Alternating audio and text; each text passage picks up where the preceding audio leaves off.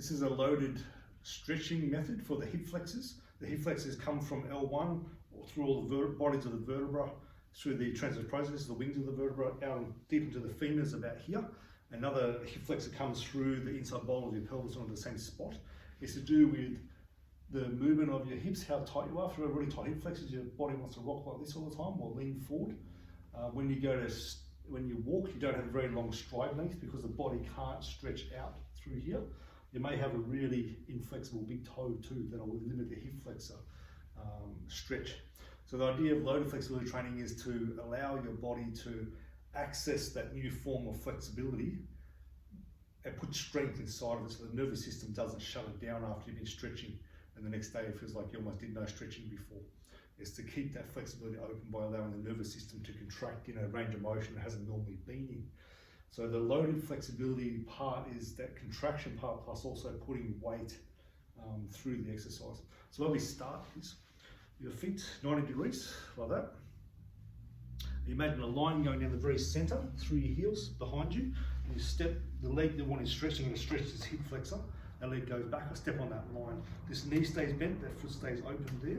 The knee stays in line with the big toe, so I'm not doing this where the knee's no longer in line with the toe, it's still in line with the toe there. And the body from here is just going to rotate, so I keep my hips square. So I'm not like this. The hips are square for me to the camera here. And if you look from the side, this is where you'll see the most, it's quite a big step back that I've done. So it's not a little step.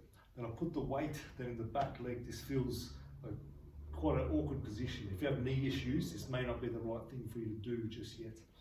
And the key thing now is I tuck my hips, really keep that tucked the whole time.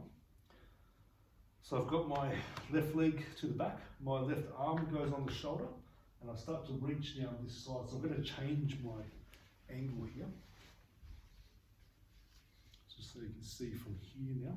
So the weight goes more into the back leg, into the left leg, pelvis tucked under, hips still square, left hand, left leg's back, so left hand goes to the shoulder, and I start to reach towards my knee first on this side. As you get more flexible, mid shin, and you're aiming to tap your ankle, which I can't do yet. Okay, and we're holding that, so you're keeping the pelvis tucked under is a really important thing. You may shake a little bit through your abs, and you're holding that for 30 seconds to start with, and building it up to at least a minute, and we're doing reps of at least 3 to 5 sets with this. As you get more flexible, you straighten the front leg. The weight goes back, that heel stays up, so my heel here stays pointing up all the time. This front leg straightens.